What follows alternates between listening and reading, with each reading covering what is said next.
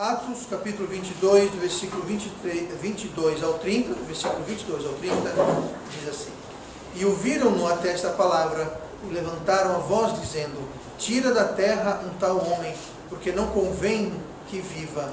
E clamando eles, e arrojando de si as vestes, e lançando pó para o ar, o tribuno mandou que o levassem para a fortaleza, dizendo que o examinassem com açoites, para saber por que causa assim clamavam contra ele.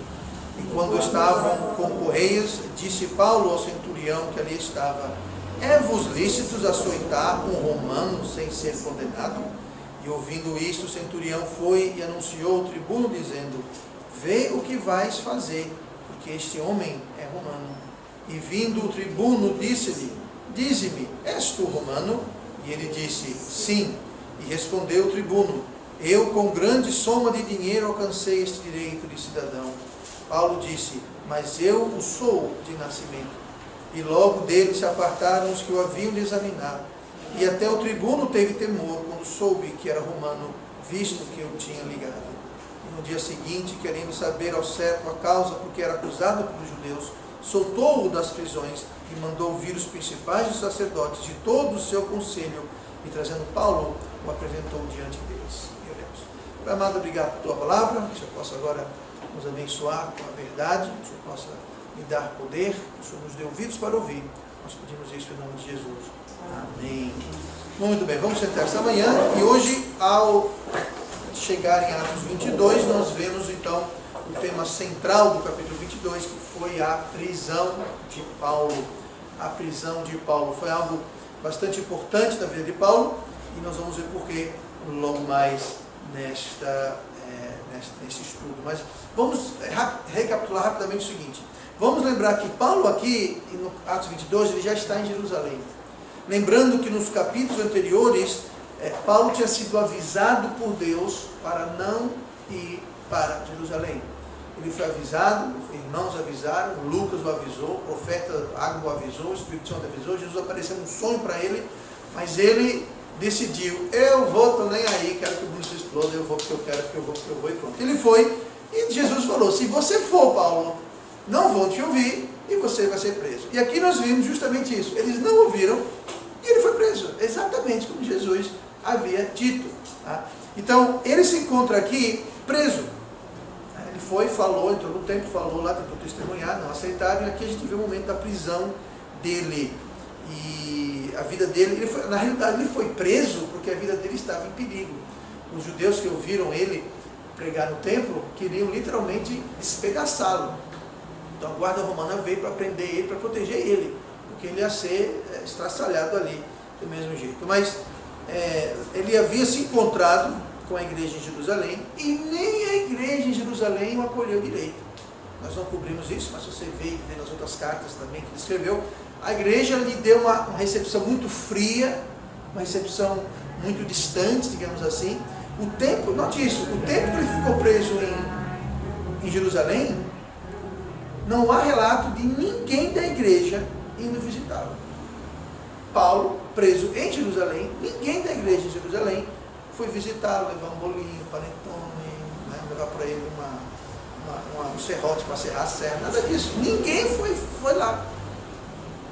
Jesus falou: não vão lhe receber, nem o judeu e nem a igreja lhe deu posso dizer assim, uma recepção calorosa. Então, ele foi para o templo, foi pregar para os judeus e deu nisso aqui que deu. Então, vamos ver algumas coisas que podemos aprender sobre esse episódio da vida de Paulo. Lembrando que esse episódio ele segue a sequência da desobediência, da revelação clara e insistência de Deus para que ele não fizesse aquilo, mas ele fez. Então, vamos lá. Primeira coisa que nós vamos ver, olhem comigo para o capítulo anterior, e o versículo 26. Então Paulo, tomando consigo aqueles homens, entrou no dia seguinte no templo, já santificado com eles, anunciando serem já cumpridos os dias da purificação, e ficou ali até se oferecer por cada um deles a oferta. A primeira coisa que podemos deduzir a partir desse versículo aqui, e do episódio todo, é o seguinte: que um erro leva a outro.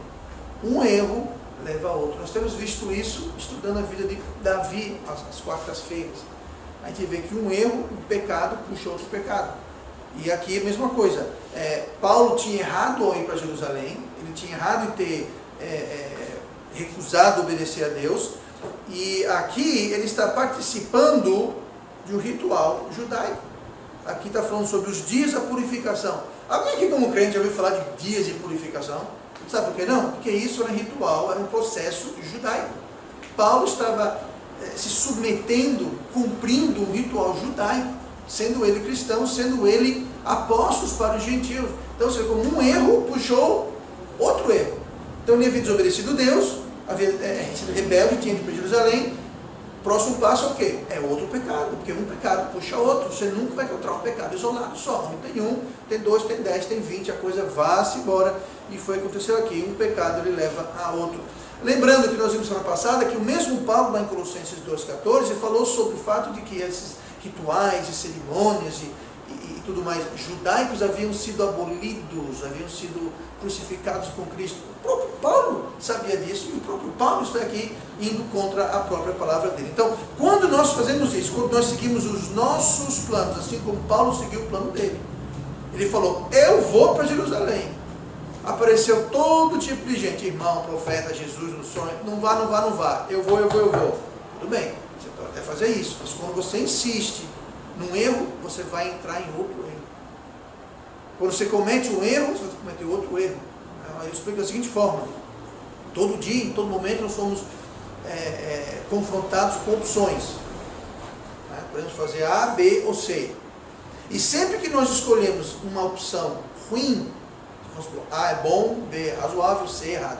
Sempre que a gente escolhe a opção C, a opção errada, nós vamos nos deparar, ser confrontados com outras séries de opções, A, B e C. Só que essa segunda série aqui, essa segunda nível, digamos, A é razoável, B é ruim e C é péssimo. Então agora você veja bem, aqui você tinha bom, razoável e ruim. Você escolheu ruim, agora você tem razoável, ruim e péssimo. Aí você escolhe péssimo. A próxima rodada vai ser ruim, péssimo e terrivelmente Deus me acude. Agora está ficando pior. Então, quanto mais erro você comete, quanto mais decisão ruim a gente toma, piores vão ser as escolhas que nós somos confrontados, com que nós somos deparados. E chega um ponto que você fica, bom, eu tenho ruim e terrível. Aconteceu com Paulo aqui.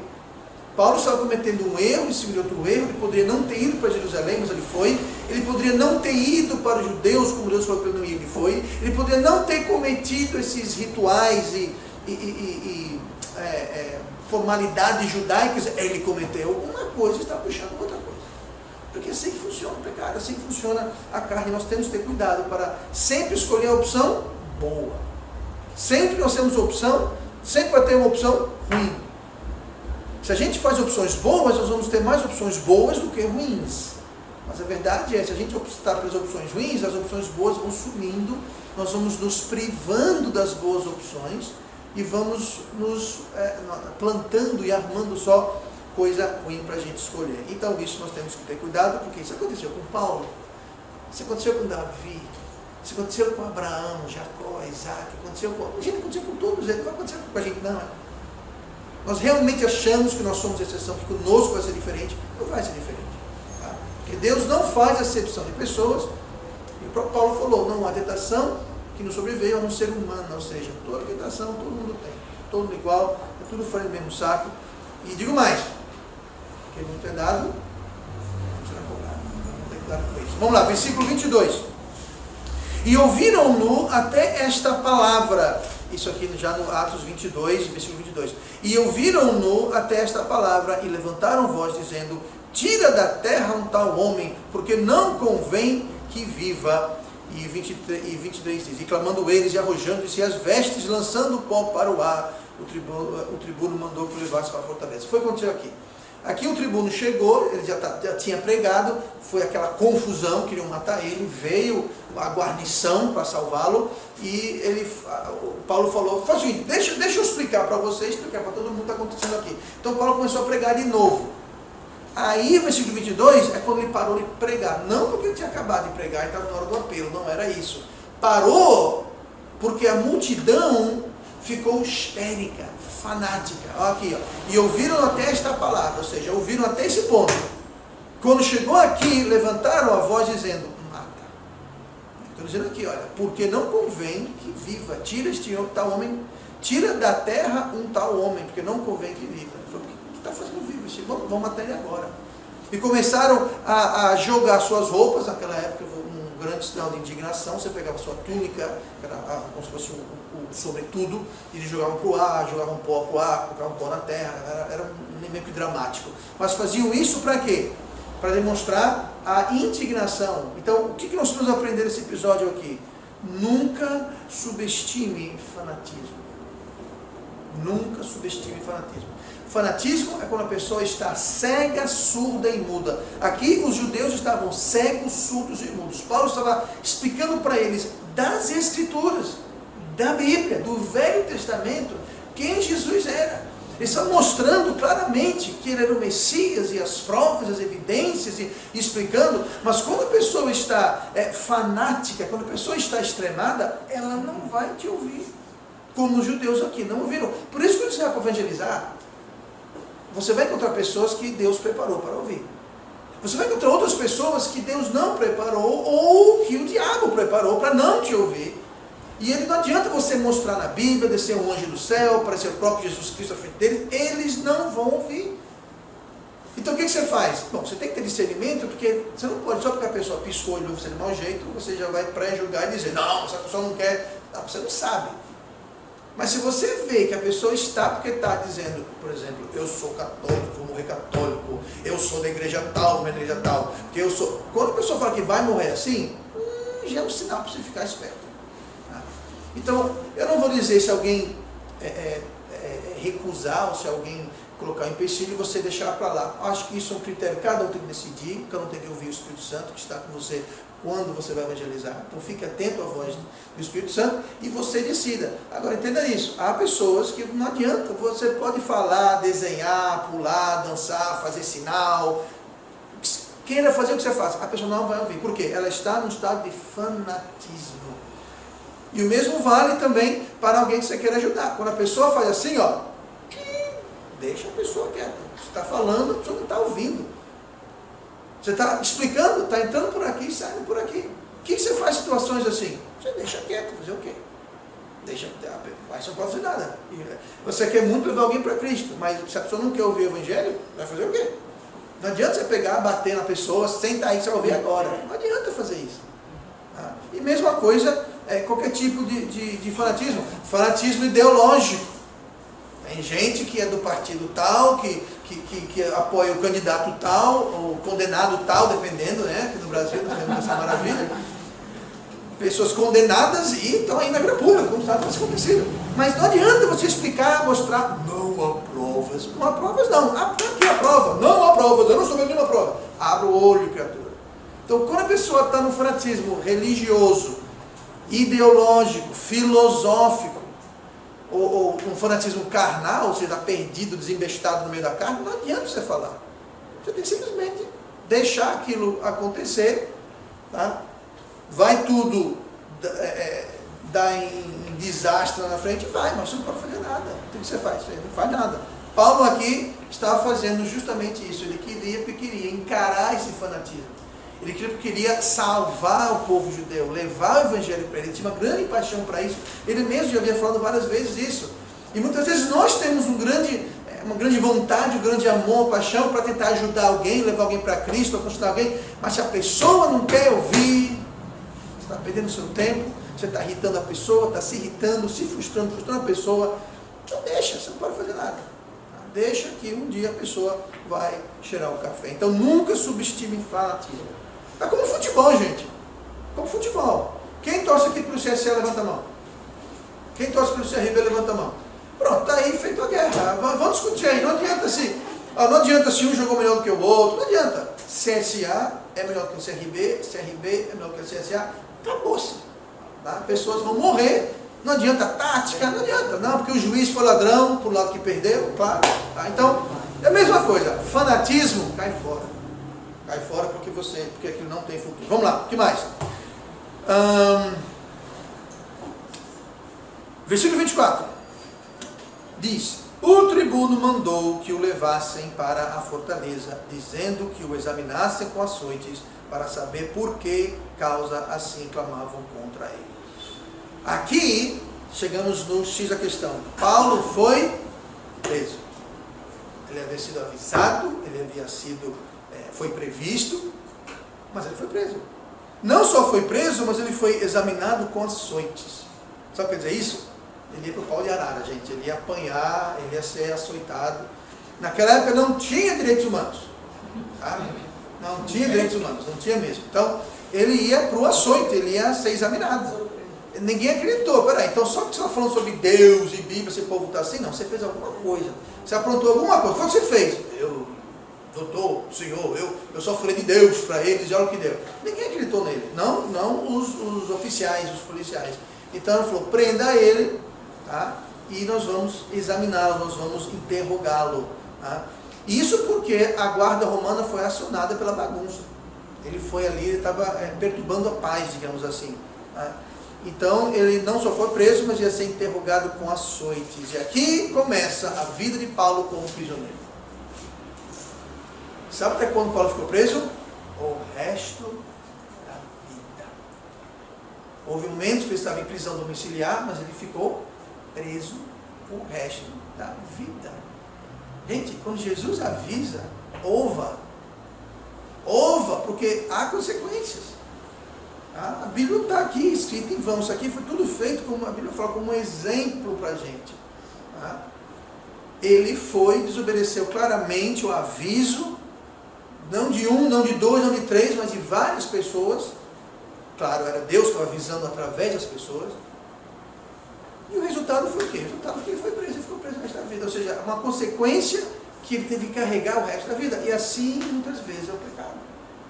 Tem consequências do pecado que nós vamos carregar pelo o resto da nossa vida. Pastor, eu não quero isso. Não, eu também não quero isso, eu não quero isso para você. Mas sabe uma coisa? Depende de cada um de nós. Então, está aqui. Paulo finalmente foi preso aqui. Agora, ele ia apanhar, né? O versículo 25. E quando o estavam atando com correias, ou seja, estavam amarrando ele, disse Paulo ao centurião que ali estava, é-vos lícito açoitar um romano sem ser condenado? Então Paulo, na realidade, aqui, a próxima coisa que nós podemos ver aqui, é que Paulo estava cansado de tanto apanhar. Paulo já tinha sido apedrejado, açoitado, ele falou, sabe uma coisa? Eu estou cansado. Lembrando que ele acabou de sair de uma surra, ele estava levando uma pisa aqui. Quando a guarda romana chegou, eles estavam querendo arrancar os pés, rasgá-lo em 30 pedaços. Então ele já tinha apanhado naquele dia, já tinha apanhado em outras ocasiões, ele falou, sabe uma coisa? Eu estou cansado de apanhar. Eu me pergunto se ele estava cansado de apanhar aqui, foi porque das outras vezes ele apanhou estando na vontade de Deus. Quando a gente sofre por fazer a vontade de Deus, é muito mais melhor, é muito mais confortável, é muito mais aturável, existe conforto, existe poder, você está sofrendo pela causa de Cristo. Aqui Paulo não estava sofrendo pela causa de Cristo e ele sabia disso. Por quê? Bom, Cristo falou, não vai, ele foi, ele sabia que estava em desobediência. Ele falou, eu vou apanhar de graça. Exatamente, Paulo, você ia apanhar de graça, porque você não estava aqui sofrendo pelo testemunho, pela causa, pela obra, pelo nome de Cristo. Não estava, você estava aí apanhando porque você é besta, foi tonto, desobedeceu a Deus, insistiu, foi rebelde, agora você vai apanhar. E Paulo falou, opa, eu já fui apedrejado, já fui morto por Cristo. Lembra que ele foi apedrejado, foi para o terceiro céu e voltou? Pois bem, eu já sofri muita coisa. E ele haveria de sofrer mais coisas depois disso. Mas nessa ocasião, Paulo falou, opa, peraí, mas não é bom sofrer por Cristo? Você não falou que é bom ser açoitado por Cristo e ter comunhão nos seus sofrimentos? Cadê o grande Paulo? O grande Paulo aqui sabe que ele estava fora da vontade de Deus. E quando você está fora da vontade de Deus, a lapada vem mais forte, dói mais. E você não tem conforto nenhum de saber que você está padecendo aquilo pela causa de Cristo. Não há conforto nenhum. É totalmente de graça, sem propósito positivo, construtivo algum. Veja bem, não há nada de errado em sofrer por Cristo. Agora, Paulo aqui não estava disposto. Então ele apelou para o fato que ele era um cidadão e era proibido você prender ou açoitar um cidadão romano sem haver julgamento, sem haver o devido processo legal. Então, ele aqui falou, opa, olha, pode vocês açoitarem o romano, eu sou romano. Tá?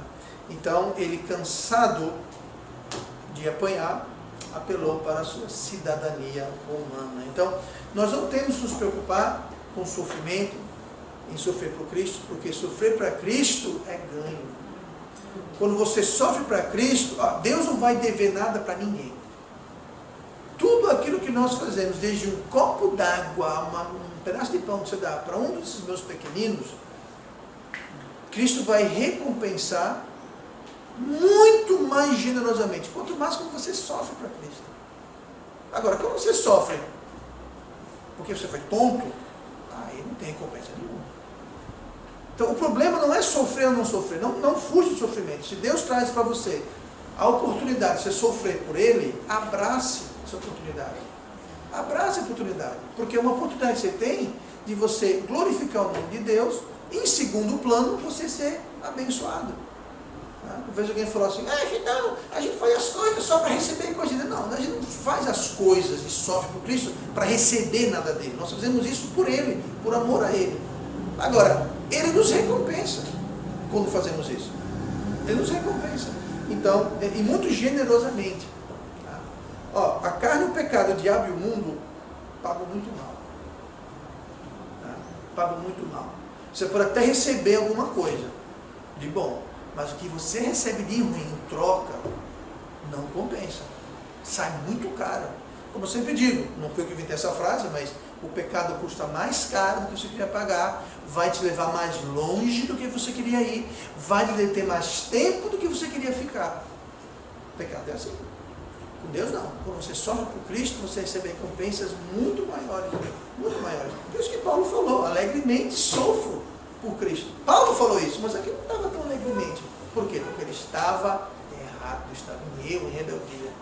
E quando você está em rebeldia, quando vem o sofrimento, então é outro tipo de sofrimento. Vamos lá, versículo 30. Diz, e no dia seguinte, querendo saber ao certo a causa por que era acusado pelos judeus, soltou-os das prisões e mandou vir os principais sacerdotes e todo o seu conselho, e trazendo Paulo, o apresentou diante deles.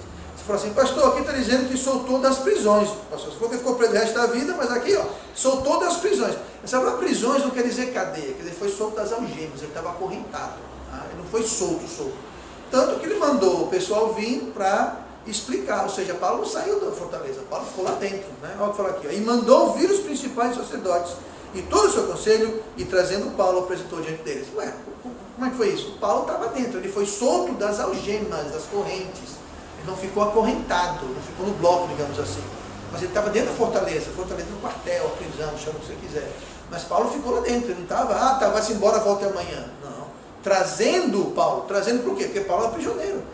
Paulo não tinha liberdade de ir e vir. Quem tinha liberdade de levar e trazer era a guarda romana. Paulo ficou, de fato, preso. Tá? Essa prisões aqui não quer dizer cadeia, quer dizer as correntes, as cordas, ou seja, ele foi desalgemado, é o que quer dizer essa frase aí. Tá? E na semana que vem nós vamos ver um pouquinho mais sobre essas prisões. Mas, a quinta coisa e última coisa foi que Paulo foi levado perante a liderança dos judeus. Paulo vai encarar os chefes, né, os professores judeus, e ele vai ter que se explicar perante eles, e nós vamos ver isso a partir da semana que vem. Então vejam só, aqui Paulo, prisão de Paulo, muito significativo, muito importante na vida dele, porque foi quando Paulo teve que cessar suas viagens missionárias. Ele viajou por toda aquela região, implementou várias igrejas, voltou e ministrou as igrejas, passou vários anos, algumas igrejas ele passou 2, 3 anos nessas igrejas, toda aquela área. E de repente, um ministério tão frutífero, um ministério tão forte, tão único, que levava o evangelho aos gentios, que não tinha ninguém que fazia isso. Pedro levou para Cornélio, mas Pedro ficou em Jerusalém. Em Jerusalém era mais judeus, obviamente. Então foi esse mistério tão maravilhoso que Paulo tinha, ele foi o quê? Ele foi abreviado. Foi abreviado. Quão mais coisas poderia Paulo ter feito se ele tivesse ficado em liberdade? Ele fez, mesmo preso, Deus usou ele. Mas poderia ter sido bem melhor. O próprio Paulo escreveu em Romanos 12, versículo 1, 2 e 3, o quê? Para que conheceis a boa, perfeita e agradável vontade de Deus. A vontade de Deus, ela é boa e agradável? Mas ela é perfeita. Perfeito quer dizer completo, 100%. Eu pergunto, será que a vontade de Deus para Paulo foi perfeita? Será que Deus tinha outras coisas para Paulo fazer, mas Paulo não fez porque estava preso? Será que foi tão agradável? Bom, isso eu já sei que não é, porque ele foi preso, não é agradável ficar preso. Então não foi tão agradável. A vontade de Deus é agradável, mas Paulo, ele abriu mão dessa agradabilidade, nova palavra, anotem aí. Paulo abriu mão do agradável quando ele decidiu desobedecer a Deus. Em vez de ser uma vontade agradável, bom, já não ficou tão agradável. Não ficou tão boa, não ficou tão perfeita, tão completa. Culpa era de Deus? Não, porque a vontade de Deus para Paulo era boa, perfeita e agradável. A vontade de Deus para a nossa vida também é boa, perfeita e agradável. Agora a gente pode abrir mão dessa boa, perfeita e agradável. Como? Fazendo assim que Paulo fez, desobedecendo, ignorando a palavra de Deus, a vida de Deus, os sinais de Deus, a pregação de Deus, o profeta Água apareceu, o amigo Lucas falou com Paulo, os irmãos, ou seja, ele ignorou. Então foi o que ele fez? Ele abriu mão. Ele abriu mão daquilo. Então nós temos que ter cuidado para não fazer, porque como eu disse no começo da lição, isso aconteceu com Paulo, com Davi, com tantos outros, vai acontecer conosco também. Isso não é nem algo para a gente discutir, pensar, orar, jejuar. Vai acontecer. Então, à medida que a gente comete os mesmos erros, nós vamos ter os mesmos resultados. Então, vamos ter muito cuidado. O crime não compensa. Aliás, no Brasil o crime compensa. No Brasil o crime compensa. Mudando de assunto um pouquinho, eu costumava usar, quando eu cheguei no Brasil, esse exemplo. Eu vou falar assim, pecado assim, um pecado já está fora do céu, né? Como a lei, eu falava, você comete um pecado, você já é um criminoso. Basta um pecado para você, basta um crime para você ser preso, basta um crime para... Só que no Brasil não é assim, eu tive que parar desse exemplo, porque no Brasil existe o réu primário, você comete um crime, a primeira vez que você é condenado, você não cumpre a sua pena. É o único país do universo que tem essa lei maluca. Se você tem 18 anos ou menos, também não existe crime para você. Você é incriminável. Aí aqui tem, você pode ir apelando, você apela tanto, demora tanto que o crime prescreve. Outra coisa, crime que prescreve? Por que o crime deixou de ser crime? O Brasil tem isso. Ou seja, no Brasil o crime compensa. E esse é um problema. As pessoas têm a ideia que o pecado compensa. A gente aí, o nosso judiciário vai contra a lei. A lei fala que o presidente, quando é empichado, não pode concorrer, nem ter os benefícios. Mas ela pode, porque... Vamos ser ruim para ela, não. Gente, é a lei. Então, o país como um todo tem uma ideia de que a palavra de Deus fala isso, mas sabe uma coisa? Um jeitinho brasileiro, né? Só que ao contrário do que todo mundo crê, Deus não é brasileiro. Amém e aleluia. Se Deus fosse brasileiro, está tudo perdido. Então entenda, não tem jeitinho brasileiro não. E o que eu temo é que é isso. Aqui no Brasil existe a cultura, já algumas gerações, de impunidade, torcer a lei. Só que a lei de Deus ninguém torce, ninguém foge, ninguém escapa, ninguém foge, ninguém conhece o juiz lá que vai dar um habeas corpus, que não existe isso com Deus. Tá? Mas a impressão que se dá é isso, a impunidade nos lares, nas igrejas, no governo, na escola, em tudo. A criança vai para a escola, não estuda, é reprovado, passa de ano, não tem problema. Ou seja, está embutindo uma ideia de impunidade, de vamos que vamos, lá a gente ajeita, terrível no Brasil. Então, isso não se aplica à palavra de Deus. E eu temo que já foi tingido toda uma geração de pessoas que acham que funciona assim. Tá? E não funciona. Eu creio que o Brasil vai, no julgamento, vai estar perante Deus se julgar severamente. O Brasil é o país que mais, em números, que mais tem missionários no mundo. país onde tem liberdade religiosa, e no entanto é um país que cá entre nós, francamente, espiritualmente muito fraco. E países muito menos interessantes, digamos assim, em termos de investimento missionário, números, estão fazendo muito mais. Estão muito mais avançados. Olha o México, Coreia do Sul,